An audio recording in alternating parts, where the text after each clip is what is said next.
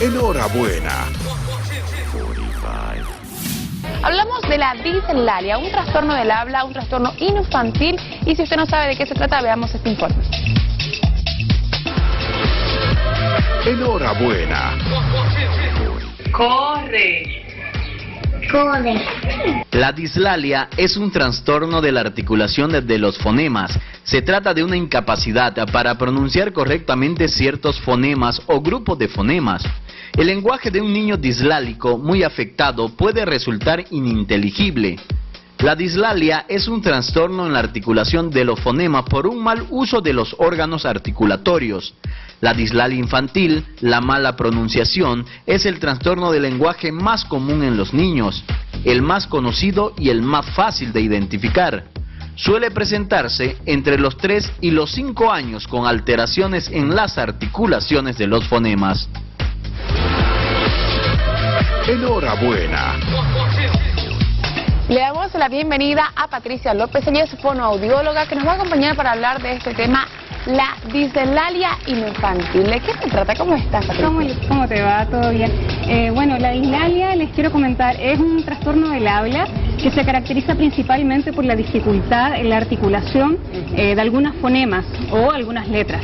¿Ya? Entonces ahí es donde surge la inquietud de los padres, de los profesores, que bueno, dicen, ¿qué pasa aquí? O sea, hay algunas dificultades con letritas y les cuesta pronunciarlas, les cuesta decirlas, pero no se debe a un daño neurológico o a algún daño cognitivo, por ejemplo. Solamente es el defecto de articulación.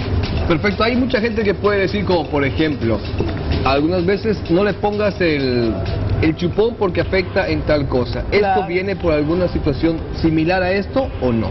Puede haber algunas dificultades por ejemplo, el excesivo uso del chupete. Cuando ya pasan los 3, 4 años, ya debería erradicarse el chupete de alguna forma. Entonces sí, hay algunos factores como, por ejemplo, eso que modifica un poco el paladar, dificulta, por ejemplo, después la elevación de la lengua.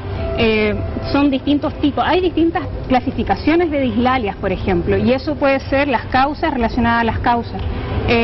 Por ejemplo, tenemos la dislalia que es audiógena, que está relacionada cuando los niños tienen dificultades auditivas y no pueden discriminar algunos sonidos y por tanto no los aprenden como corresponde.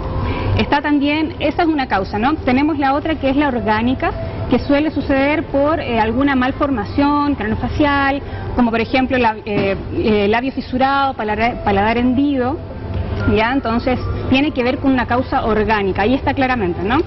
La otra puede ser por un factor fisiológico, que los papás tienen la inquietud, por ejemplo, que a los 3 años dicen, llegan por ejemplo a la consulta y dicen, tengo mi hijo que tiene 3 años y no dice la R. Eso es súper normal porque a los 3 años los órganos fonoarticulatorios, la lengua, los labios, el paladar, no está preparado para decir la R, por ejemplo. Entonces eso es normal. Hay ciertas etapas que los niños tienen que adquirir ciertas letras, por ejemplo. Vamos a desarrollar esta parte. Antes invitamos a toda la gente que pueda participar de este tema y obviamente mande su mensaje. El número de WhatsApp sale en pie de pantalla en este momento para que mande su consulta y aprovechemos a nuestro especialista respecto a esta dislalia infantil.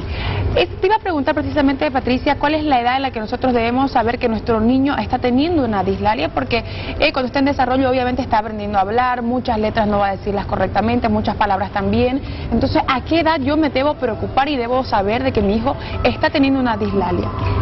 Hay más o menos un periodo de 3 a 5 años en donde hay que tener ahí el cuidado. Por ejemplo, si hay un niño que a los 5 o 6 años no dice todavía la R, ahí tenemos que tener cuidado y llevarlo al especialista porque la R es adquirida principalmente como a los 5 o 6 años, pero si pasa ya a esa edad estamos hablando de una dislalia.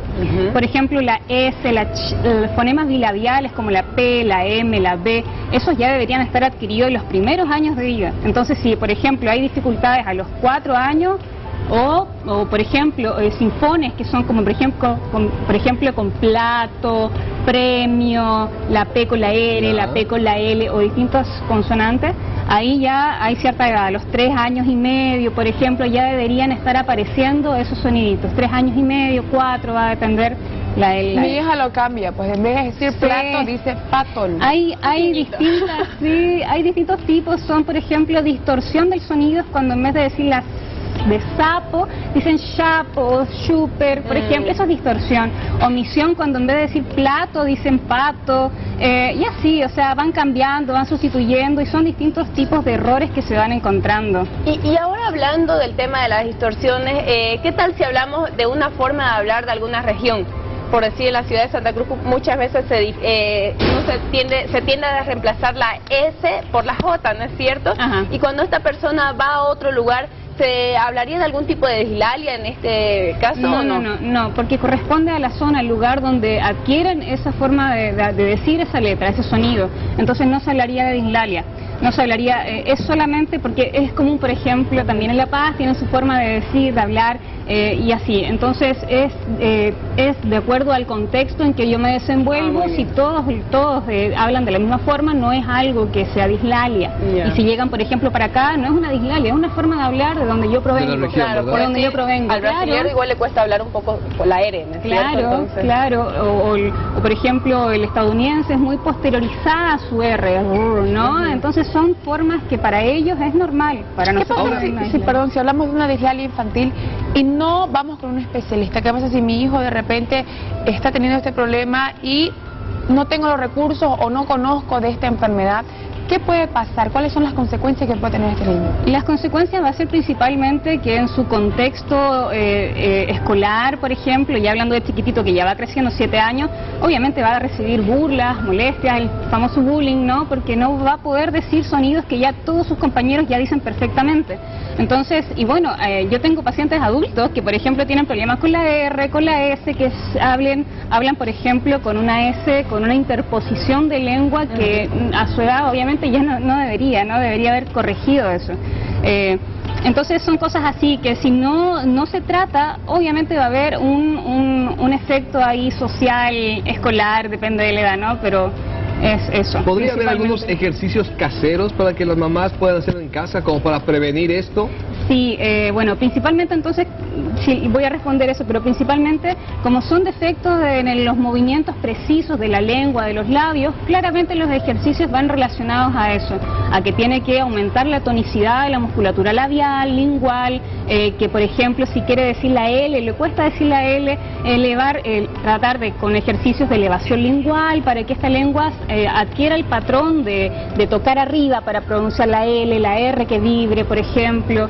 Entonces son ejercicios de lengua, labios principalmente, Ya. Elevación, lateralización, bueno, descenso, igual con los labios, protrusión, ¿no? Ahí se puede practicar mucho los piquitos. Exagerándolo un poco, Piquitos, ¿no? sonrisa. ¿Ah? Exagerando un poco los Exagerando un poco los movimientos, exacto, y de a poquito va a ir adquiriendo más tonicidad, pero mi recomendación es directa que vayan con el especialista. Perfecto. Muy bien, Patricia, muchísimas gracias por acompañarnos. Ella es Patricia López, fonoaudióloga. Hablamos de la dislalia infantil. Enhorabuena. 45